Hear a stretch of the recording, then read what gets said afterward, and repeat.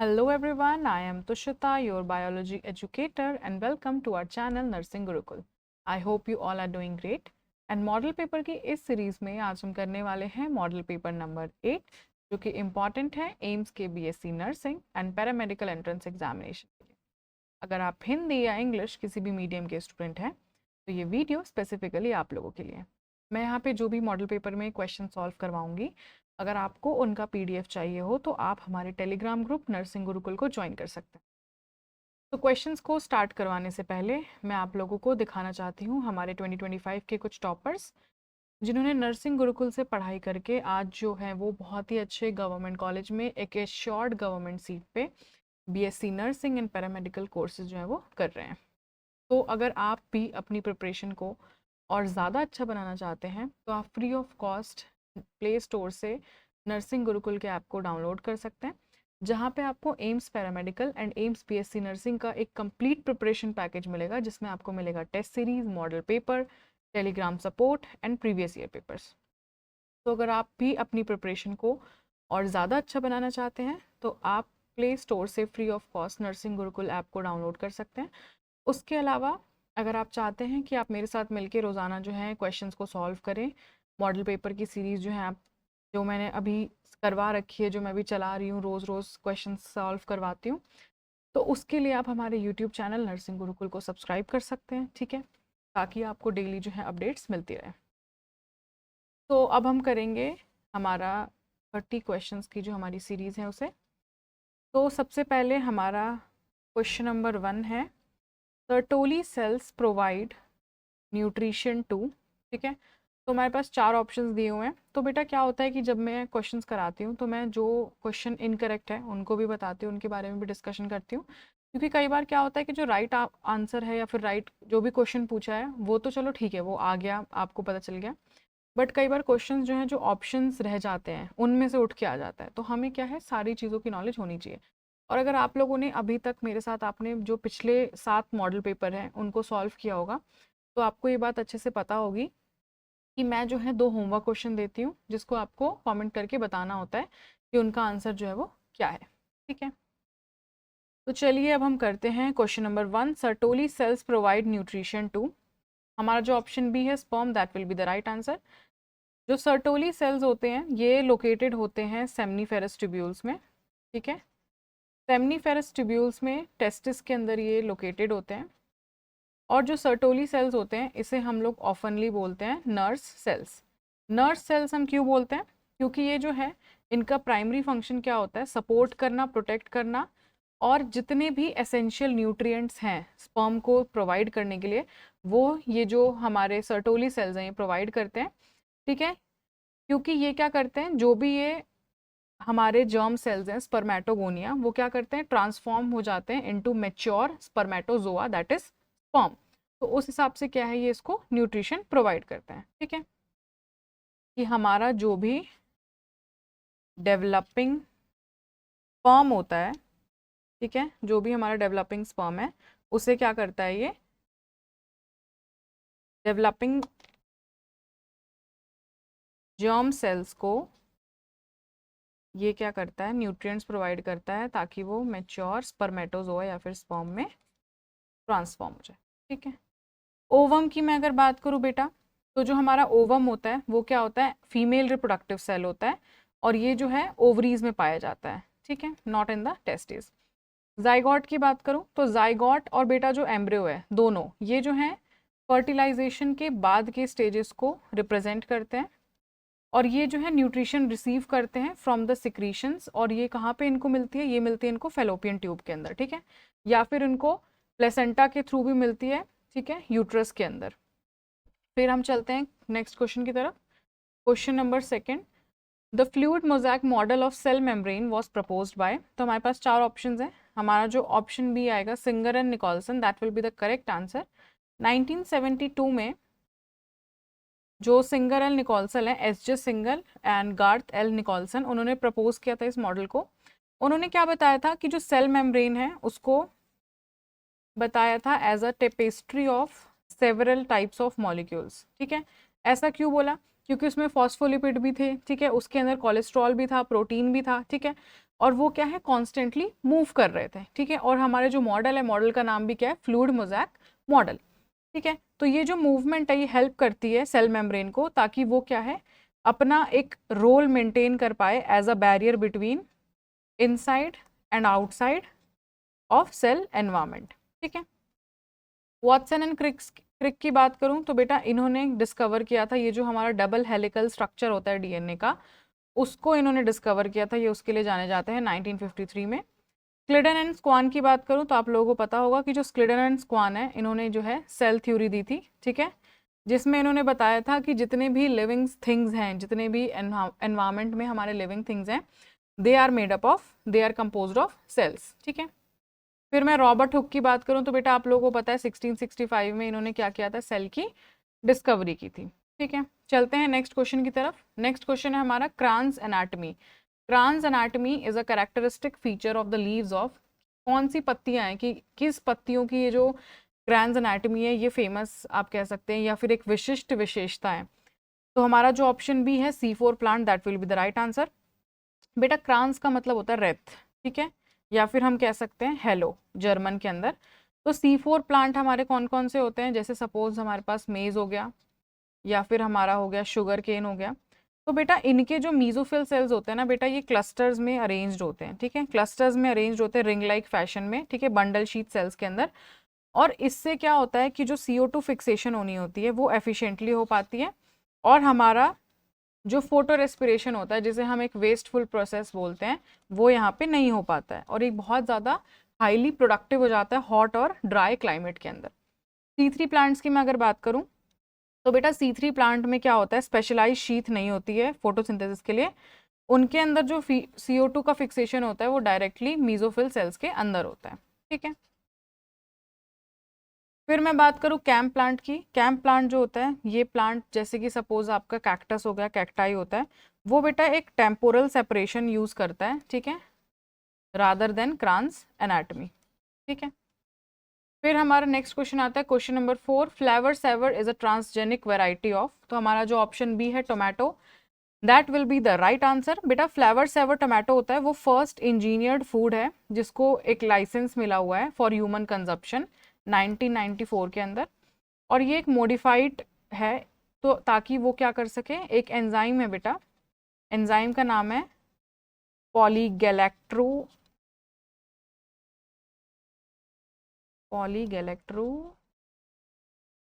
ठीक है, ये एंजाइम है polygalacturonase which cause fruit to soften, ठीक है। तो इसलिए क्या करता है, ये एंजाइम को इनहिबिट करता है, यानी कि इसकी मतलब जल्दी से जो हमारे फ्रूट्स हैं वो एकदम से ज़्यादा ना पक जाए, ज़्यादा गिलगिले ना हो जाए, तो उसको, उस एंजाइम को जो ये चीज़ करता है, ठीक है, जो हमारा पॉलीगैलेक्टोनेज है, इसको ये इनहिबिट करता है, ठीक है, ये वाली जो हमारी ट्रांसजेनिक वेराइटी है, जिससे क्या होता है कि जो हमारे प्लांट्स हैं उसकी शेल्फ लाइफ भी है वो इंक्रीज हो जाती है, ठीक है। अगर मैं बात करूँ पोटैटो की, या फिर कॉटन की बात करूँ, या फिर राइस की बात करूँ, तो बेटा जो हमारे कॉटन है, तो आपको पता है जो कॉटन है BT कॉटन उसकी फेमस वैरायटी है, ठीक है। और अगर मैं राइस की बात करूँ तो हमारा जो गोल्डन राइस है वो उसके लिए फेमस है, जो उसकी वैरायटी है। जो ये फ्लेवर सेवर ट्रांसजेनिक वैरायटी है, it is known mainly for tomato, ठीक है। तो ये क्या करता है, इस वैरायटी का मेनली क्यों इंट्रोड्यूस किया गया है, ताकि जो भी हमारे टमाटोज़ हैं उनकी शेल्फ लाइफ को इंक्रीज़ कर दिया जा सके, और जो एंजाइम उसे मतलब आप कह सकते हैं कि जल्दी से उसको सॉफ्ट कर देता है, ठीक है, ज़्यादा जल्दी पका देता है, उस चीज़ को इनहिबिट करने के लिए क्या है, ये वैरायटी जो है हेल्प करती है। नेक्स्ट क्वेश्चन आता है हमारा question number 5, the ornithine cycle, जिसे हम लोग यूरिया साइकिल भी बोलते हैं, ये किसके अंदर टेक्स प्लेस करता है। तो हमारा जो ऑप्शन है, option number B liver, that will be the right answer. जो ऑर्निथीन साइकिल होता है ये एक बायोकेमिकल प्रोसेस है जो क्या करता है, हाईली टॉक्सिक हमारे जो अमोनिया होता है, आप लोगों को मालूम होगा, उसको क्या करता है, ये यूरिया में कन्वर्ट कर देता है, ठीक है। और क्या करता है ये, जो भी हमारे आप कह सकते हैं यूरिया जो होता है वो कंपैरेटिवली लेस टॉक्सिक होता है, अमोनिया जो होता है वो बहुत ज़्यादा टॉक्सिक होता है। तो ये ऑर्निथीन साइकिल क्या करता है, अमोनिया को यानी कि मोर टॉक्सिक से लेस टॉक्सिक में से कन्वर्ट कर देता है, ठीक है। और ये जो है ये एक्सक्लूसिवली सिर्फ लिवर में होती है, एंड लिवर के अंदर भी कहाँ होती है, लिवर हेपेटोसाइट्स में, ठीक है। अदर ऑप्शंस क्यों रॉन्ग है, बिकॉज किडनी की मैं अगर बात करूँ तो बेटा ये किडनी फिल्टर करता है यूरिया को आउट ऑफ द ब्लड, ताकि यूरिन जो है वो क्रिएट हो सके, ठीक है। बट ये यूरिया को खुद से प्रोड्यूस नहीं करता है, ठीक है। नेक्स्ट मैं अगर बात करूँ पैंक्रियाज एंड स्टमक की, तो ये जो ऑर्गन होते हैं ये बेटा मेनली इन्वॉल्व होते हैं in the process of digestion and endocrine functions, ठीक है। बट ये कोई भी यूरिया साइकिल में इसका एज इन रोल नहीं होता है, ठीक है। तो हम चलते हैं नेक्स्ट क्वेश्चन की तरफ। विच of the following represent sex determination in birds. तो हम बात करते हैं बर्ड्स की। बेटा जो बर्ड्स होते हैं, बर्ड्स का जो डिटर्मिनेशन, सेक्स डिटर्मिनेशन सिस्टम होता है वो होता है ह्यूमन से बिल्कुल ऑपोजिट। अब मैं ऐसा क्यों बोल रही हूँ, क्योंकि जो फीमेल होती है इसके अंदर बेटा, फीमेल होती है हेट्रोगेमेटिक। हेट्रोगेमेटिक यानी कि हमारे जो दो गेमीट्स हैं ये क्या होंगे, डिफरेंट होंगे, यानी कि ZW, ठीक है। दो टाइप के एग्स जो है ये प्रोड्यूस करती है। और जो मेल होता है वो क्या होता है, होमोगेमेटिक होता है, यानी कि Z। तो यानी कि बच्चे का सेक्स क्या होगा ये कौन डिटरमाइन करता है, ये डिटरमाइन करती है मदर, क्योंकि मदर के पास क्या है, दो डिफरेंट टाइप के एग्स हैं। तो हमारा जो ऑप्शन सी है ये सही आंसर आएगा इसका, ठीक है। ह्यूमंस में क्या होता है, ह्यूमंस में होता है XX एंड XY क्रोमोसोम। जो फीमेल्स होती हैं, फीमेल्स के अंदर क्या होता है, XX क्रोमोसोम होता है। मेल के अंदर क्या होता है, XY क्रोमोसोम होता है। जिसकी वजह से हमें ये पता चल पाता है कि अगर जो हमारी प्रोजेनी है वो बॉय होगी या फिर गर्ल होगी, वो किस चीज़ पे डिपेंड करता है, वो डिपेंड करता है मेल्स के ऊपर, कि कौन सा जो गैमीट है आगे प्रोजेनी में ट्रांसफर हुआ है, ठीक है। तो ये हमारा ह्यूमंस का हो गया। अब हम बात करें XXXO। बेटा XXXO जो होता है वो हमारा देखने को मिलता है मेनली ग्रास हॉपर्स में, ठीक है। जो कि क्या रिप्रेजेंट करता है कि एब्सेंट होती है, जो भी हमारा सेकंड सेक्स क्रोमोसोम है उसकी एब्सेंस होती है, ठीक है। फिर हम चलते हैं नेक्स्ट क्वेश्चन की तरफ। Question number 7, the immunosuppressive agent cyclosporin A is produced by. तो हमारा जो ऑप्शन ए है Trichoderma polysporum, that will be the right answer. तो बेटा जो हमारा ट्राइकोडर्मा पॉलीस्पोरम होता है ये एक बहुत ही ज़्यादा इफेक्टिव ड्रग होता है, बहुत ज़्यादा पावरफुल ड्रग होता है। इसका मेनली काम क्या होता है कि जब भी ऑर्गन ट्रांसप्लांट का किसी भी अगर ह्यूमन में या फिर किसी भी ऑर्गेनिज्म में, मतलब हमारे ह्यूमन बींग्स में ऑर्गन ट्रांसप्लांट हो रहा होता है, तो जो ऑर्गन रिजेक्शन होता है कि अगर हम किसी दूसरे इंसान का ऑर्गन जो है किसी दूसरे इंसान में ट्रांसप्लांट कर रहे हैं, तो क्या होता है, बॉडी जो है उसे रिजेक्ट कर देती है, ठीक है, ऐसा हो सकता है। तो ये क्या करती है, इम्यून सिस्टम को सप्रेस कर देती है, ठीक है। इम्यून सिस्टम को सप्रेस करने से क्या होता है, जो ऑर्गन रिजेक्शन के चांसेस होते हैं वो अपने आप कम हो जाते हैं, ठीक है। ये एक बायो एक्टिव मॉलिक्यूल है और ये किससे प्रोड्यूस होता है, by Trichoderma polysporum which is a fungus, ठीक है। So now if I talk about Monoscus purpurus, so बेटा Monoscus purpurus is a yeast and ये क्या करता है, ये स्टेटिन्स को प्रोड्यूस करता है। स्टेटिन्स जो होता है mainly blood cholesterol lowering agent की तरह ये काम में आते हैं। Next is Saccharomyces cerevisiae. Saccharomyces services जिसे हम लोग क्या बोलते हैं, ब्रूअर्स यीस्ट भी बोलते हैं। जो ब्रूअर्स यीस्ट होता है वो कॉमनली यूज होता है कि हम कोई भी बेवरेजेस हैं उसको फर्मेंट करना हो, या फिर कोई भी बेकिंग इंडस्ट्री में या फिर ब्रेड बनाने के लिए इसका काम हो, तो हम इसे यूज करते हैं। Next is penicillium notatum. Penicillium notatum जो है वो एक फंगस है जिसका ओरिजिनल सोर्स ये था पेंसिलिन के लिए, ठीक है। पेंसिलिन का ये ओरिजिनल सोर्स था, यहाँ से ओरिजिनेट हुआ है। Next question is biomagnification of DDT in an aquatic food chain leads to highest concentration in. कि जो बेटा जलीय खाद्य श्रृंखला है उसमें DDT के जैव आवर्धन के कारण सबसे अधिक सांद्रता किसमें होती है। तो बेटा हमारे पास 4 ऑप्शंस हैं। पहली बात तो बेटा बायोमैग्निफिकेशन क्या होता है। अब आपको पता है कि फूड चेन होती है, ठीक है। फूड चेन के अंदर क्या होता है, ट्रॉफिक लेवल होता है। ये फर्स्ट हो गया जिसमें प्रोड्यूसर होते हैं, सेकेंड हो गया, थर्ड हो गया, फोर्थ हो गया। तो बेटा बायोमैग्निफिकेशन क्या होती है कि हर लेवल पे, ठीक है, हर लेवल पे जो एक लेवल से दूसरे लेवल पे ट्रॉफिक लेवल जा रहा है, तो सक्सेसिवली जब एक से दूसरे पे जा रहा है, दूसरे से तीसरे पे जा रहा है, तो उस पर क्या है, टॉक्सिकेंट, जैसे कि हमारा DDT या फिर मरकरी, उसका लेवल का इंक्रीज हो जाना, ठीक है। और जो ये टॉक्सिक है वो मेटाबलाइज तो नहीं हो सकते और ना ही एक्सक्रीट हो सकते हैं, तो ये क्या है, एक्यूमुलेट हो जाते हैं फर्दर आगे से आगे, ठीक है। और जैसे जैसे हम फूड चेन में आगे की तरफ जाते हैं, कॉन्सेंट्रेशन जो है वो 1 से 2, 2 से 4, 4 से 8 की तरह मल्टीप्लाई होने लगता है। और जब टॉप कार्निवोर पे ये जो टॉक्सिसिटी है ये पहुंचती है, तो वहाँ पे क्या होता है, बिल्कुल सबसे ज़्यादा पीक लेवल हो जाता है। अब हमसे पूछा गया है बायोमैग्निफिकेशन। पहली बात तो हमने ये समझ लिया बायोमैग्निफिकेशन क्या होता है।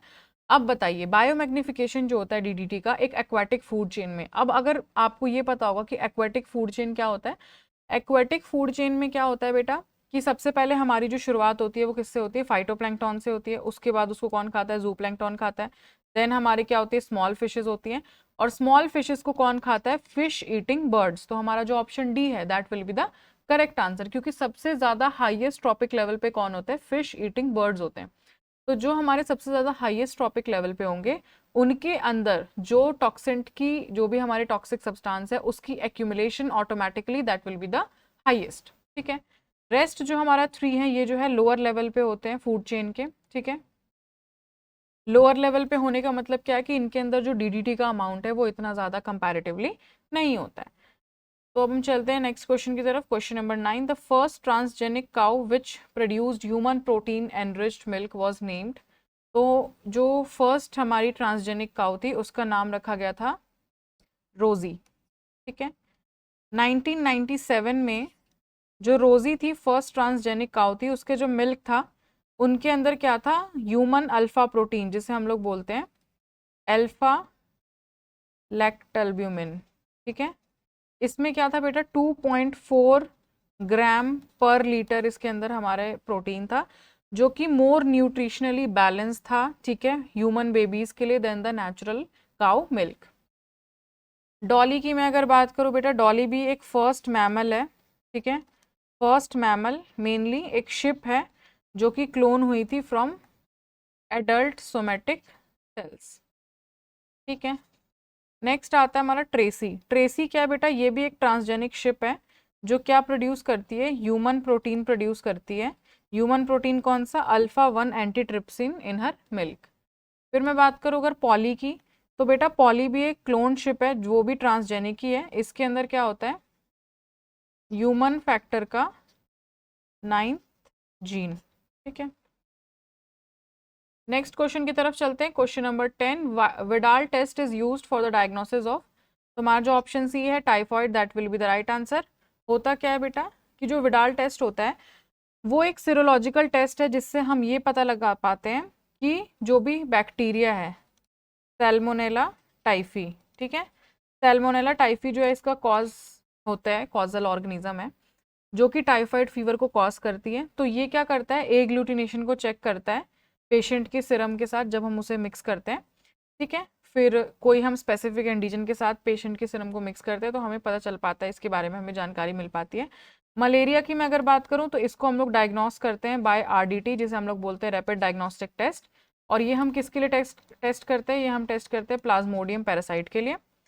नाउ अगर मैं बात करूँ निमोनिया की, निमोनिया जो है यूजुअली हम डायग्नोस करते हैं कि हम चेस्ट का एक्सरे करवा लेते हैं। ठीक है, या फिर हम लोग कंप्लीट ब्लड टेस्ट करा सकते हैं। ठीक है, जिससे हमें पता चल पाता है। उसके अलावा मैं अगर बात करूँ कॉलेरा की, जो ये है बेटा स्टूल सैंपल से हम पता लगाते हैं, और ये हम टेस्ट किसका करते हैं, विब्रियो कोलेरी। ठीक है, चलते हैं नेक्स्ट क्वेश्चन की तरफ। The highly resistant organic material present in the exine of pollen grain is. तो option B sporopollenin will be the right answer. आप लोगों ने पढ़ा भी होगा कि जो सबसे रेजिस्टेंट ऑर्गेनिक मटेरियल होता है हाईली, उसे हम क्या बोलते हैं, वो होता है स्पोरोपोलानिन। जो हमारा पॉलन ग्रेन होता है मेनली 2 लेयर का होता है, अंदर वाली लेयर होती है इंटाइन एंड बाहर वाली लेयर होती है एक्साइन। ठीक है, तो जो ये बाहर वाली लेयर होती है एक्साइन, ये किससे बनी होती है, ये बनी होती है स्पोरोपोलानिन से। और ये जो है बेटा ऑर्गेनिक मटेरियल है जो पूरे बायोलॉजिकल वर्ल्ड में, ठीक है, पूरे बायोलॉजिकल वर्ल्ड आप समझ रहे हैं कि मतलब कितनी बड़ी बात हो गई है। तो पूरे बायोलॉजिकल वर्ल्ड में ये सबसे ज़्यादा रेजिस्टेंट होता है। ठीक है, कितना भी टेम्परेचर हो, कोई भी एसिड हो, कितना भी स्ट्रांग हो, कोई भी एल्कलाई हो, ठीक है, तो ये जो है उसको कोई भी एंजाइम डिग्रेड नहीं कर सकता है। ठीक है, इसीलिए जो पॉलन ग्रेन्स होते हैं एज अ फॉसिल्स जो है बहुत ही अच्छे तरीके से प्रिजर्व किए जा सकते हैं। अगर मैं बात करूँ पेक्टोसेल्यूलोज की, बेटा पेक्टोसेल्यूलोज जो होता है वो इंटाइन के अंदर होता है और ये कंपैरेटिवली बहुत ज़्यादा सॉफ्ट होता है और इजीली डिग्रेडेबल होता है। अगर मैं बात करूँ लिग्निन एंड सुबेरिन की, तो ये जो है स्ट्रक्चरल सपोर्ट प्रोवाइड करते हैं। ठीक है, स्ट्रक्चरल सपोर्ट प्रोवाइड करते हैं एंड वाटर रेजिस्टेंट होते हैं किसके अंदर, हमारे वुड एंड बाग के अंदर।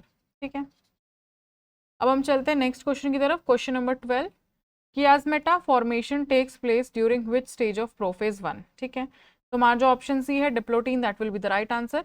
होता क्या है कि जो हमारा प्रोफेज 1 के अंदर डिप्लोटीन स्टेज होता है, तो हमारा जो साइनेप्टोनिमल कॉम्प्लेक्स होता है, साइनेप्टोनिमल कॉम्प्लेक्स यानी कि जो दो होमोलॉगस क्रोमोसोम को एक साथ इकट्ठा करके रखता है, ये जो साइनेप्टोनिमल कॉम्प्लेक्स है ये डिसअपियर होने लगता है, ठीक है। जब साइनेप्टोनिमल कॉम्प्लेक्स डिसअपियर हो जाएगा, मतलब डिसॉल्व होने लग जाएगा, ठीक है, डिसॉल्व होगा तो डिसअपियर भी हो जाएगा, तो ये होमोलॉगस क्रोमोसोम जो है वो एक जो पहले साथ थे वो अब टूटने लग जाते हैं, अलग अलग होने लग जाते हैं। जहाँ पे क्रॉसिंग ओवर हुई थी वो बस एक जो पोर्शन होता है वो बच जाता है, यानी कि जो एक्स शेप का जो स्ट्रक्चर रहता है वो बच जाता है, और वो जो एक्स शेप इंटरसेक्शन पॉइंट होता है उसे ही हम क्या बोलते हैं, कियास्मेटा, ठीक है। तो ये जो फॉर्मेशन हुई है कियास्मेटा के, ये कौन सी स्टेज पे हुई है, ये हुई है हमारी डिप्लोटीन स्टेज पे, ठीक है। उसके अलावा बेटा अगर मैं जाइगोटीन स्टेज की बात करूँ तो जाइगोटीन स्टेज पे तो जो क्रोमोसोम होते हैं वो पेयर अप करने लगते हैं, जैसे हम लोग बोलते हैं साइनेप्सिस, ठीक है। पैकेटिन स्टेज की मैं अगर बात करूँ तो यहाँ पे जो एक्चुअल जेनेटिक मटेरियल का ट्रांसफर होता है यानी कि क्रॉसिंग ओवर वो होती है। डाइकाइनेसिस की बेटा मैं अगर बात करूँ तो ये बेटा फाइनल स्टेज है जहाँ पे जो कियास्मेटा होता है, यानी कि ये वाला जो कियास्मेटा है ये क्या हो जाता है, टर्मिनलाइज हो जाता है, ठीक है। टर्मिनलाइज होता है यानी कि ये जो क्रोमोसोम है एंड पे पहुंच जाता है, एंड ऑफ क्रोमोसोम, और जो हमारा न्यूक्लियर मेम्ब्रेन होता है वो दोबारा ब्रेक डाउन होने लगता है, ठीक है। फिर हम चलते हैं नेक्स्ट क्वेश्चन की तरफ, क्वेश्चन नंबर 13। अब बेटा मैंने आप लोगों को बताया था कि मैं जो है होमवर्क क्वेश्चन देती हूँ दो, तो हमारा जो फर्स्ट होमवर्क क्वेश्चन है वो ये रहा, क्वेश्चन नंबर 13। बेटा मैं आपको होमवर्क क्वेश्चन इसलिए देती हूँ क्योंकि मुझे ये पता चल जाता है कि आप लोग कितने सिंसियरिटी से जो है क्वेश्चंस जो हैं उनको रिवीजन आप लोग कर रहे हैं, कितने क्वेश्चंस अच्छे से सॉल्व कर रहे हैं। और मैं सभी के कमेंट भी देखती हूँ, आप लोग जो भी कमेंट्स करते हैं मैं उन सबको देखती हूँ। मुझे बहुत अच्छा लगता है कि आप लोग जो है बहुत ही बाय हार्ट जो है क्वेश्चंस को कर रहे हैं। बहुत सारे बच्चों के 30 आउट ऑफ 30 भी आते हैं, तो मुझे बहुत अच्छा लगता है कि आप लोग जो है एग्जाम में डेफिनेटली बहुत अच्छा करने वाले हैं। तो आप इसी तरीके से अगर क्वेश्चन का आंसर देंगे मेरे कमेंट सेक्शन में, आप जो है राइट करेंगे कि क्या आंसर है, तो उससे मुझे ये पता चल जाएगा कि आप लोग जो है कितनी सिंसियरिटी से क्वेश्चंस को अटेम्प्ट कर रहे हैं, कितनी सिंसियरिटी से आप रिवीजन कर रहे हैं। आई नो आप में से बहुत सारे बच्चे जो कमेंट नहीं करते हैं और वो अच्छे से पढ़ाई कर रहे हैं, आई नो, बट अगर आप एक कॉमेंट कर देंगे तो उससे मुझे मुझे भी पता चल जाएगा कि हाँ ये बच्चा जो है वो पढ़ाई कर रहा है, ठीक है। बेटा नेक्स्ट क्वेश्चन है हमारा, which of the following is considered as a connecting link between reptiles and birds. तो हमारा जो ऑप्शन बी है Archaeopteryx, that will be the right answer. होता क्या है, आर्क्योपेट्रिक्स बेटा एक फेमस फॉसिल है जो कि कैरेक्टर दिखाता है रेप्टाइल्स के भी, ठीक है। रेप्टाइल्स के कैसे कैरेक्टर दिखाता है, यानी कि टीथ इन जॉज, ठीक है, या फिर बेटा लॉन्ग बोनी टेल हो गई, ठीक है, या फिर बेटा क्लॉज ऑन फिंगर्स। उसके अलावा बर्ड्स की कैरेक्टर क्या दिखाता है, जैसे फेदर्स हो गए, ठीक है, विंग्स हो गया, या फिर विशबोन हो गया। तो ये क्या है, एक एविडेंस बताता है कि जो बर्ड्स हैं वो रेप्टिलियन तुम्हारे एंसेस्टर्स हैं उससे इवॉल्व हुई हैं। सिमोरिया की बात करूं तो बेटा ये एम्फीबियंस एंड रेप्टाइल्स के बीच में कनेक्टिंग लिंक्स हैं। लेटिमेरिया की बात करूं, लेटिमेरिया जो है एक लिविंग फॉसिल है, ठीक है, सिलिकेंथ फिश की। और बेटा ये क्या होता है, वंस ऐसा सोचा गया था कि ये फिश और एम्फीबियन के बीच का लिंक शो करती है। और ऑर्निथोरिंकस जो है बेटा वो एक कनेक्टिंग लिंक है बिटवीन रेप्टाइल्स एंड मैमल्स, ठीक है, क्योंकि ये एग ले करता है बट इनके पास मैमरी ग्लैंड्स भी होते हैं, ठीक है। चलते हैं हम नेक्स्ट क्वेश्चन की तरफ। The most abundant protein in the animal world is, option जो बी है collagen, that will be the right answer. Collagen जो होता है बेटा एक स्ट्रक्चरल प्रोटीन होता है जो कि पाया जाता है कनेक्टिव टिश्यूज के अंदर, जैसे कि हमारे स्किन हो गया, बोन्स हो गए, कार्टिलेज हो गया। और इसमें कम से कम 25% से 35% तक जो टोटल प्रोटीन होता है एनिमल बॉडी के अंदर वो ये उसके लिए रिस्पॉन्सिबल होता है। अब आपको ध्यान देना है कि आपसे क्वेश्चन में पूछा गया है the most abundant protein in animal world, तो कहीं आप प्लांट वर्ल्ड वाला आंसर ना लिख दें, ठीक है। रोबिस्को की मैं अगर बात करूँ तो ये भी मोस्ट अबंडेंट प्रोटीन है, ठीक है, होल बायोस्फेयर में, बट ये मोस्टली जो है प्लांट्स के लिए है, mostly in plants, not in animal world. Insulin की बात करूँ तो ये एक पेप्टाइड हार्मोन है जो कि बेटा स्मॉल क्वांटिटी में रेगुलेशन के लिए पाया जाता है। हीमोग्लोबिन की मैं अगर बात करूँ तो बेटा ये ब्लड में कॉमन है, ठीक है, बट ये हम कह सकते हैं टोटल मास जो है हमारा स्ट्रक्चरल कोलेजन का थ्रू आउट द बॉडी उससे मैच नहीं करता है। नेक्स्ट क्वेश्चन की तरफ चलते हैं, question number 16। The primary function of DNA polymerase third in E coli is, हमारा जो ऑप्शन सी है elongation of DNA strand, that will be the right answer. क्योंकि होता क्या है कि जब भी हमारा जो डीएनए पॉलीमरेज थर्ड है वो मेन एंजाइम है जो कि किस लिए रिस्पॉन्सिबल होता है, डीएनए रेप्लिकेशन कराता है ई कोलाई में। ये क्या करता है, न्यूक्लियोटाइड को ऐड करता है 3 प्राइम एंड से, ठीक है, of growing strand DNA at a very high rate of speed and accuracy, ठीक है। तो यहाँ पे न्यूक्लियोटाइड को ऐड करता है और उसको क्या करता है, इलोंगेशन हो जाती है। प्राइमर सिंथेसिस जो है बेटा ये प्राइमेज का काम है, ठीक है, प्राइमेज करता है। डीएनए अनवाइंडिंग की बात करूँ तो बेटा ये हेलिकेज करता है, ठीक है। फिर मैं अगर बात करूँ जॉइनिंग ओकाजाकी फ्रेगमेंट, ये जो है जॉइनिंग का काम जो है वो कहीं भी आ जाएगा तो वो लाइगेज जो है इसका काम करता है। नेक्स्ट है हमारा question number 17, which mosquito is the vector of dengue fever, ठीक है। डेंगू की अगर हम बात करें तो हमारा जो ऑप्शन सी है एडीज वो काम आता है, वो इसको वेक्टर की तरह काम करता है। डेंगू जो होता है एक वायरल डिजीज है जो कि ट्रांसफर किससे होता है, बाय फीमेल एडीज एजिप्टाई, ठीक है। ये मॉस्किटो है, समटाइम्स जो है एडीज एल्बोपिक्टस भी होता है। तो ये जो मॉस्किटो है टिपिकली दिन के टाइम पे बाइट करते हैं, ठीक है। तो दिन के टाइम पे जो है डेंगू वाले जो हम कह सकते हैं वेक्टर है वो एक्टिव रहते हैं। एनाफिलीज की बात करो बेटा तो मलेरिया के लिए होता है, तो आपको कंफ्यूज नहीं होना है, ठीक है। मलेरिया के लिए अलग है, मलेरिया के लिए फीमेल एनाफिलीज मस्कीटो है एंड डेंगू के लिए फीमेल एडीज एजिप्टाई, ठीक है। क्यूलेक्स की अगर बात करो तो ये जो है एलिफेंटसिस, जैसे हम लोग हाथी पाँव भी बोलते हैं, तो फिलियारिसिस, ठीक है, या फिर जापानीज एनसेफेलिटिस, उसके लिए जो है ये वेक्टर की तरह काम करता है। मेंसोनिया की बात करूँ, मेंसोनिया जो है वो सर्टेन टाइप्स ऑफ फिलियारियसिस के लिए काम करता है या फिर जाना जाता है। नेक्स्ट हमारा क्वेश्चन आता है question number 18, the plant hormone responsible for apical dominance. Apical dominance जो है यानी कि शीर्षस्थ प्रभाविता, तो हमारा जो ऑप्शन फर्स्ट है oxygen, that will be the right answer. बेटा ऑक्सीन जो है वो कहाँ प्रोड्यूस होता है, वो प्रोड्यूस होता है शूट में, ठीक है, यानी कि टिप पे प्रोड्यूस होता है, एपेक्स पे प्रोड्यूस होता है। और ये जो है जो हमारे लेटरल ग्रोथ हो रहा है यानी कि चौड़ाई जो है उस ग्रोथ को रोकता है ये, और लंबाई वाली ग्रोथ को क्या करता है, प्रमोट करता है, ठीक है। अगर मैं प्लांट के ऊपर से उसकी टिप को कट कर दूं, यानी कि अगर जो ऑक्सीन हार्मोन होता है जो लंबाई को प्रमोट करता है वो क्या करता है, अगर मैं वो कट कर दूं तो प्लांट क्या है, लेटरली ग्रो करने लगेगा, यानी कि चौड़ाई से ग्रो करने लग जाएगा। तो हमारा जो एपिकल डोमिनेंस है यानी कि जो हमारी टॉलनेस होती है वो किसकी वजह से होती है, ऑक्सीन की वजह से होती है। अगर मैं बात करूँ जिब्रेलिन की तो ये मेनली रिस्पॉन्सिबल होता है फॉर स्टेम एलोंगेशन, ठीक है, stem elongation and seed germination, ठीक है। साइटोकाइनिन मैंने आपको पहले ही बताया, C for cytokinin and C for cell division, ठीक है। तो सेल डिविजन के लिए करता है काम, और ये ओवरकम करता है एपिकल डोमिनेंस को by providing lateral bud growth. Ethylene की बात करूं तो ये गैशियस हार्मोन है जो कि फ्रूट राइपनिंग में इसका मेन रोल होता है, ठीक है। और क्या करता है, एजिंग में भी इसका रोल होता है। फिर हमसे नेक्स्ट क्वेश्चन पूछा गया है, which greenhouse gas has the maximum contribution to global warming, ठीक है। तो हमारे पास 4 ऑप्शंस हैं, तो हमारा जो ऑप्शन आएगा option number D, carbon dioxide, that will be the right answer. बेटा जो गैसेज हैं, मिथेन हो गया, सीएफसी हो गया, वो मोर पोटेंट होते हैं पर मॉलिक्यूल, पर हमसे पूछा गया है कि कंट्रीब्यूशन मैक्सिमम किसका होता है। बट बेटा जो CO2 होता है वो इतने ज़्यादा मतलब हाई अमाउंट में रिलीज होता है, जैसे कि फॉसिल फ्यूल को कर दिया बर्न, ठीक है, मतलब कोई ईंधन जला दिया, कोई लकड़ी जला दी, तो आप लगा लो कम से कम 60% कॉन्ट्रीब्यूशन होता है। अब वहीं मैं अगर मीथेन की बात करूं तो 20% जो है ये कंट्रीब्यूट करता है। CFC की बात करूं तो ये डिस्ट्रक्टिव है ओजोन लेयर के लिए और बहुत ही पावरफुल ये डिस्ट्रक्शन गैस माना जाता है, ठीक है। लेकिन मतलब जो इसका अमाउंट है, क्योंकि हमसे क्वेश्चन में पूछा है, ये नहीं पूछा कि कौन सा ज़्यादा पावरफुल है और कौन सा कम पावरफुल है, हमसे क्वांटिटी या फिर कंट्रीब्यूशन की बात की है। तो जो कंट्रीब्यूशन होता है क्लोरोफ्लोरोकार्बन का, that is very less as compare to carbon dioxide and methane. Then if I talk about nitrous oxide, तो बेटा जो नाइट्रस ऑक्साइड है वो कंपैरेटिवली 6% जो है कंट्रीब्यूशन इसका कंट्रीब्यूशन में रोल होता है। Now we move to the next question which is tag polymerase used in PCR is extracted from. First of all you should know what is PCR. PCR क्या होता है बेटा, polymerase chain reaction, ठीक है।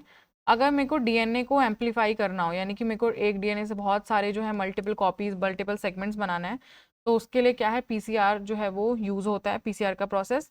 और उसके अंदर पूछा है कि टैग पॉलीमरेज जो कि PCR में यूज़ होता है वो कहाँ से एक्सट्रैक्ट किया जाता है। तो हमारा जो ऑप्शन बी है थर्मोफिलिक बैक्टीरिया, थर्मोफिलिक यानी गर्मी प्रेमी, यानी कि जो कि बहुत ही ज़्यादा अगर टेम्परेचर है 92 डिग्री 94 डिग्री से 95 डिग्री सेल्सियस टेम्परेचर तक में भी वो मतलब उसको झेल सकता है, ठीक है।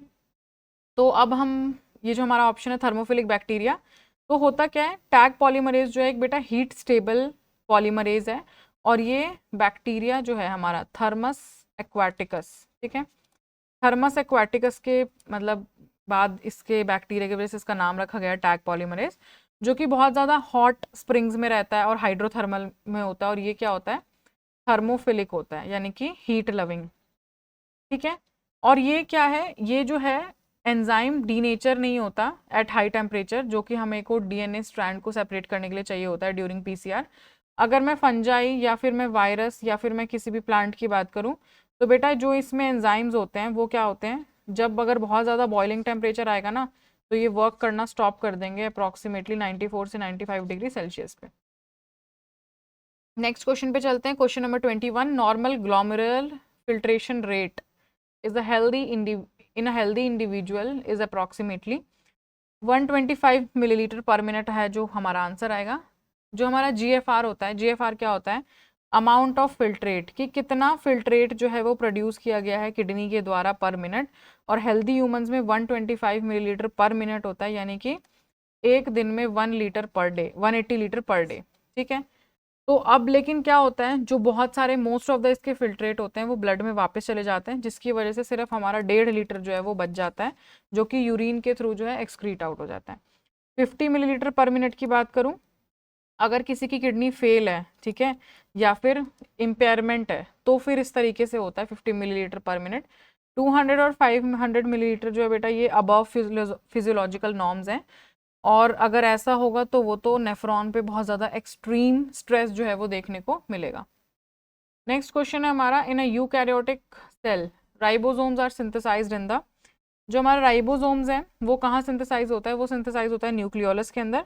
न्यूक्लियोलस जो है बेटा वो एक डेंस रीजन होता है, न्यूक्लियस के अंदर प्रेजेंट होता है, जहाँ पे राइबोसोमल आरएनए, ठीक है, जो हमारा आरआरएनए है वो ट्रांसक्राइब होता है और कंबाइन करता है किसके साथ, प्रोटीन्स के साथ, ताकि एक लार्ज सब यूनिट बन सके जिसे हम बोलते हैं राइबोसोम्स। न्यूक्लियस की मैं बात करूँ तो बेटा न्यूक्लियस के अंदर ही न्यूक्लियोलस होता है, और ये जो न्यूक्लियस है एज अ होल वो रिस्पॉन्सिबल होता है डीएनए को हाउसिंग करने के लिए, स्पेसिफिकली राइबोसोम को सिंथेसाइज करने के लिए नहीं। गोल्जी बॉडी की बात करूँ तो आपको पता है कोई भी पैकिंग का काम है, कोई भी स्टोरेज से रिलेटेड काम है, या फिर प्रोटीन्स को मॉडिफाई करने का काम है, that is done by Golgi body. And if I talk about endoplasmic reticulum, तो बेटा राइबोसोम जो होते हैं, ठीक है, रफ एंडोप्लाज्मिक रेटिकुलम में प्रोटीन्स जो है वो अटैच होती हैं, ठीक है, ताकि वो प्रोटीन को सिंथेसाइज कर दें, बट यहाँ पे ये बनता नहीं है, ठीक है। नेक्स्ट क्वेश्चन हमारा question number 23, HIV primarily attacks which type of cells in the human body, तो हमारा जो ऑप्शन है option number B helper T lymphocyte, that will be the right answer. जो बेटा HIV होता है स्पेसिफिकली वो टारगेट करता है टारगेट सेल्स जो कि एक्सप्रेस करते हैं CD4 रिसेप्टर, ठीक है, ऑन देयर सरफेस। तो जो हमारा हेल्पर टी सेल्स होता है वो क्या करता है, प्राइमरी टारगेट होते हैं, इन सेल्स को जब वो डिस्ट्रॉय करता है तो जो वायरस है वो अपने आप वीक हो जाते हैं, वो वीक कर देते हैं पूरे के पूरे इम्यून सिस्टम को। और जो हमारा टी हेल्पर सेल्स है, टी लिम्फोसाइट, हमारे जो हेल्पर टी लिम्फोसाइट्स हैं वो रिस्पॉन्सिबल होते हैं for organising the immune response, ठीक है। बी लिम्फोसाइट की बात करूं तो ये एंटीबॉडी को प्रोड्यूस करते हैं, और ये प्राइमरी होस्ट जो है वो नहीं होते हैं HIV का, ठीक है।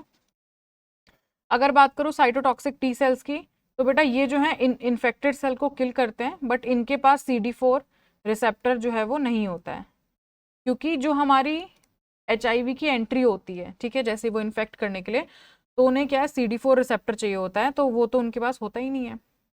फिर हम बात करें मैक्रोफेजेस की, तो बेटा HIV जो है मैक्रोफेज को इन्फेक्ट कर देता है, मतलब करता है, ठीक है, बट जो हॉलमार्क होता है एड्स का वो क्या करता है, वो ड्रास्टिक डिक्लाइन करता है in helper T cell counts.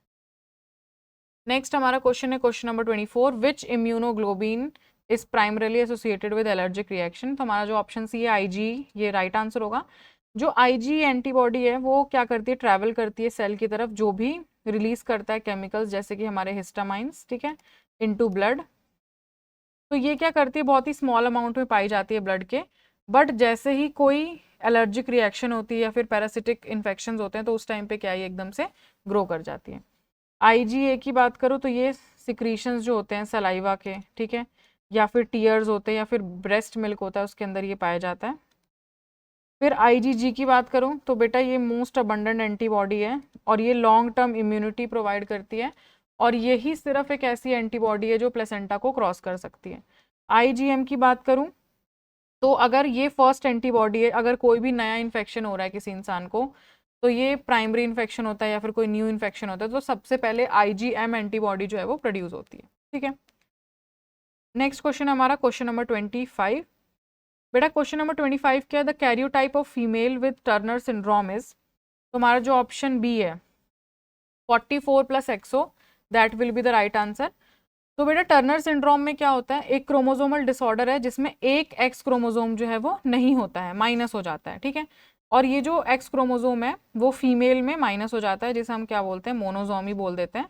और जिसकी वजह से क्या होता है 45 क्रोमोसोम रह जाते हैं इंस्टेड ऑफ 46, जिसे हम लोग रिप्रेजेंट कर देते हैं 45x या फिर 44 प्लस एक्स ओ, ठीक है, कि एक हमारा ये है बट एक नहीं है।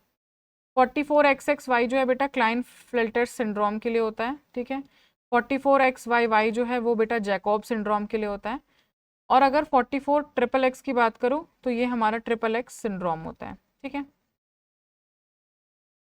नेक्स्ट हमारा क्वेश्चन है question number 26, the hormone that stimulates the contraction of gall bladder to release bile is, तो हमारा जो ऑप्शन है option number C, CCK, cholecystokinin, ठीक है, क्लोएसिस्टोकाइनिन, ठीक है। तो ये हमारा जो राइट आंसर होगा बेटा CCK जो होता है, जैसे ही कोई भी फैटी फूड, ठीक है, कोई भी फैटी फूड जैसे ही एंटर करता है ड्यूडेनम में, ड्यूडेनम क्या होता है, स्मॉल इंटेस्टाइन का फर्स्ट पार्ट होता है, तो क्या होता है ये रिलीज करता है CCK को, ठीक है, उसको ये ट्रिगर करेगा। अब यहाँ पे क्या होगा, ये हार्मोन क्या करता है, गॉल ब्लैडर को कॉन्ट्रैक्ट करने के लिए बोलता है, ठीक है, जिसकी वजह से बाइल जो है वो स्क्वीज हो जाता है इनटू बाइल डक्ट, ठीक है, और जिसकी वजह से फैट जो है वो डाइजेस्ट हो जाता है। गैस्ट्रिन की बात करूँ तो बेटा ये जो है स्टिमुलेट करता है सिक्रीशन ऑफ गैस्ट्रिक एसिड जैसे कि HCl स्टमक के अंदर। सिक्रिटीन की बात करूँ तो ये स्टिमुलेट करता है पैंक्रियास को टू रिलीज बाइकार्बोनेट, ताकि जो हमारे एसिड हैं स्टमक के अंदर HCl उसको न्यूट्रलाइज करा जा सके। अगर मैं बात करूँ एंटेरोकाइनेज की, जो एंटेरोकाइनेज होता है एक एंजाइम होता है, नॉट अ हार्मोन, जो कि एक्टिवेट करता है ट्रिप्सिनोजन को इनटू ट्रिप्सिन, ठीक है, ट्रिप्सिनोजन को ट्रिप्सिन में ये एक्टिवेट करता है फॉर प्रोटीन डाइजेशन, ठीक है। फिर नेक्स्ट क्वेश्चन आता है बेटा हमारा question number 27, blind spot in the human eye is the region where, तो हमारा जो ऑप्शन सी है optic nerve leaves the eye, ये हमारा राइट आंसर होगा। जो ब्लाइंड स्पॉट होता है जिसे हम लोग ऑप्टिक डिस्क भी बोलते हैं, तो यहाँ पे क्या होता है, लोकेशन है रेटिना के ऊपर, रेटिना के ऊपर इसका लोकेशन होता है जहाँ पे ऑप्टिक नर्व जो है वो एग्जिट हो जाता है, आई को एग्जिट कर देता है to go to the brain, क्योंकि ये जो एरिया होता है ना ये ऑक्यूपाई होता है बाय नर्व फाइबर और ब्लड वेसल, तो यहाँ पे कोई भी फोटो रिसेप्टर सेल्स नहीं होते, फोटो रिसेप्टर सेल्स यानी कि रॉड्स एंड कॉन्स नहीं होते हैं, ठीक है, ताकि वो क्या कर सकते हैं, making it insensitive to light, ठीक है, तो इसीलिए ये ब्लाइंड स्पॉट हम कह रहे हैं। तो ओनली रॉड्स ओनली कॉन्स, ये तो है हमारा आंसर गलत हो गया। इमेज इज शार्पेस्ट, ये जो है ये होता है बेटा हमारे मैक्यूला में, जिसे हम लोग बोलते हैं फोविला, फोविया सेंट्रलिस, जिसे हम लोग बोलते हैं मैक्यूला, ठीक है।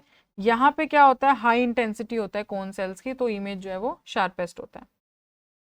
फिर हमसे क्वेश्चन नंबर 28 पूछा बेटा, मैंने आप लोगों को बोला था कि मैं 2 क्वेश्चन आपको होमवर्क क्वेश्चन देती हूँ जो आपको मेरे वीडियो पे नीचे कमेंट करके यूट्यूब पे बताना होता है। तो एक क्वेश्चन नंबर 13 में आप लोगों को दे चुकी हूँ, एंड नेक्स्ट जो आपका होमवर्क क्वेश्चन है दैट इज क्वेश्चन नंबर 28, जो कि आपका होमवर्क क्वेश्चन रहेगा। एंड प्लीज़ मेक श्योर कि आप मुझे बताएं कि इसका आंसर क्या है, तभी मुझे पता चल जाएगा कि आप कितनी पढ़ाई कर रहे हैं, आप कितनी सिंसेरिटी से रिविजन कर रहे हैं। एंड क्योंकि आपका जो एग्ज़ाम है वो जल्द से जल्द आने ही वाला है, तो आप लोग ऐसे टाइम पास करके और क्वेश्चन सॉल्व ना करके प्लीज़ अपना टाइम वेस्ट ना करें, क्योंकि हमारे चैनल पे बेटा सारे सब्जेक्ट्स की जो है मॉडल टेस्ट पेपर की सीरीज़ चल रही हैं, तो आप लोग उसे भी देखें, इसे भी देखें, सब कुछ मिक्स करके और फिर अपनी तैयारी को और ज़्यादा अच्छा बनाएं। नेक्स्ट क्वेश्चन है question number 29, the theory of use and disuse of organs was proposed by, जो हमारा क्वेश्चन नंबर 9 है, Lamarck, that will be the right answer. बेटा जीन बैप्टिस्ट लेमार्क जो है उन्होंने ये बोला था कि अगर आप किसी ऑर्गन को यूज करते हो फ्रीक्वेंटली और बहुत अच्छे तरीके से तो वो क्या है, स्ट्रॉन्गर होता जाता है और लार्जर होता जाता है, और अगर आप किसी ऑर्गन को यूज नहीं कर रहे हो तो वो क्या है, ग्रेजुअली डिसअपियर हो जाएगा। जैसे कि जिराफ की गर्दन की बात की गई थी कि जो जिराफ है, ठीक है, तो उन्होंने उसकी बात की थी कि जो लॉन्ग नेक होता है वो जिराफ का, ठीक है, या फिर हम कह सकते हैं फ्लाइटलेस विंग जो होता है ऑस्ट्रिच के, उन्होंने ये भी बिलीव किया कि जो एक्वायर्ड ट्रेट है वो एक ऑफस्प्रिंग से दूसरे ऑफस्प्रिंग में पास हो सकता है, जिसे हम लोग लेमार्किज्म भी बोलते हैं, ठीक है, लेमार्किज्म। अगर मैं बात करूँ बेटा डार्विन की, डार्विन आपको पता है उन्होंने थ्योरी दी थी नेचुरल सिलेक्शन की, ठीक है, यानी कि सर्वाइवल ऑफ द फिटेस्ट, कि नेचर में जो भी सर्वाइव करेगा, जो भी नेचर के लिए फिट होगा वो वहाँ पे सर्वाइव कर जाएगा, और जो फिट नहीं होगा वो अल्टीमेटली नेचर से आउट हो जाएगा। वैलिस की बात करूँ तो इन्होंने इंडिपेंडेंटली कंसीव किया था idea of evolution through natural selection alongside Darwin. Malthus की बात करूँ तो ये एक इकोनॉमिस्ट है जिन्होंने एस्से दिया था बेटा पॉपुलेशन ग्रोथ के ऊपर, ठीक है, स्टेटिंग की जो पॉपुलेशन है वो ग्रो करता है फास्टर देन फूड सप्लाई, और ये इन्फ्लुएंस्ड हुए थे डार्विन आइडिया को ऑन कॉम्पिटिशन।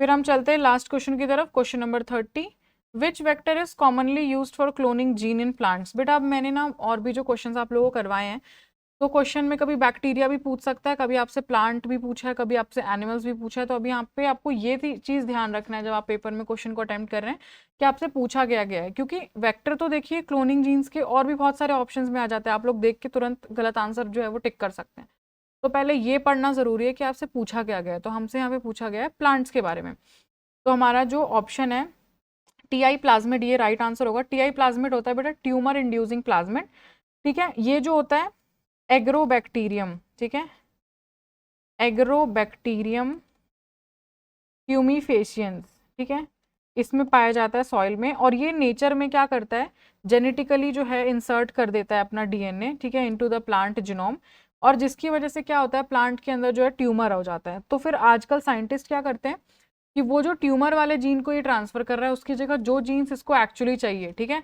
जो भी डिजायर्ड कैरेक्टर हमें चाहिए होता है प्लांट में, तो हम थ्रू टीआई प्लाज्मिड क्या करते हैं, उसको ट्रांसफर कर देते हैं, ठीक है। फिर मैं बात करूँ अगर ई-कोलाई की, ठीक है, ई-कोलाई जो है वो ऑफनली यूज होता है क्लोनिंग करने के लिए इन बैक्टीरिया, बैक्टीरिया जैसे कि हमारे PBR322 है, बट ये नेचुरली इंटीग्रेट नहीं करता डीएनए को इनटू प्लांट जीनोम। रेट्रोवायरस की बात करूँ तो बेटा ये एनिमल सेल्स में यूज होता है, ठीक है, एनिमल सेल्स का अगर आपसे क्वेश्चन पूछेगा तो आपको इसका आंसर देना है। बैक्टीरियोफेज की बात करूँ तो बेटा ये वायरसेस हैं जो कि इन्फेक्ट करते हैं बैक्टीरिया को, और ये हम यूज करते हैं as a vector for large DNA fragment in bacterial host, ठीक है। अब आपसे क्योंकि प्लांट के बारे में पूछा था तो आपको ये चीज़ मेक श्योर करनी है कि आपसे जो पूछा गया आप उस वे में जो है इसका आंसर करें। सो बेटा हम लोगों ने जो है आज 28 क्वेश्चन सॉल्व कर लिए, 2 क्वेश्चन मैंने आपको होमवर्क दिए हैं, एंड इसी तरीके से हमने जो है हमारा मॉडल पेपर नंबर 8 जो है एम्स का वो कंप्लीट कर लिया है। आई होप आप लोगों को मेरी वीडियो पसंद आई होगी, और अगर आप लोगों को मेरी एक्सप्लेनेशन पसंद आई हो, मेरी वीडियो पसंद आई हो, तो आप लोग जो है वीडियो को लाइक कर सकते हैं, कमेंट करके बता सकते हैं कि आपको मेरी वीडियो कैसी लगी, और जो मैंने आपको होमवर्क क्वेश्चन दिया है वो तो आपको सॉल्व करना ही करना है, ठीक है।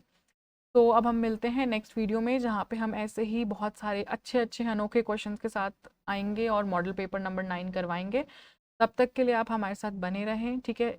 और अगर आपने अभी भी प्ले स्टोर से हमारा जो ऐप है नर्सिंग गुरुकुल उसे डाउनलोड नहीं किया है तो उसे आप डाउनलोड करें, ताकि आप अपनी प्रिपरेशन को और ज़्यादा अच्छा बना सकें, ठीक है। ये क्वेश्चंस अगर आपको चाहिए हो तो आप टेलीग्राम ज्वाइन कर सकते हैं ग्रुप, ठीक है। एंड ऐसे ही आप लोग रिवीजन करते रहिए, एंड जो लोग भी लगातार मेरे साथ जुड़े हुए हैं और जो लोग लगातार कमेंट्स करते हैं और रिवीजन कर रहे हैं वो लोग बहुत अच्छे से और ज़्यादा रिवीजन करिए, इस वीडियो को भी देखिए और इसका फ़ायदा उठाइए और अपने फ्रेंड्स को भी शेयर करिए। तो थैंक यू सो मच, मिलते हैं नेक्स्ट वीडियो में जहाँ पे हम सॉल्व करेंगे अगले sets of question model paper number 9। तो थैंक यू सो मच।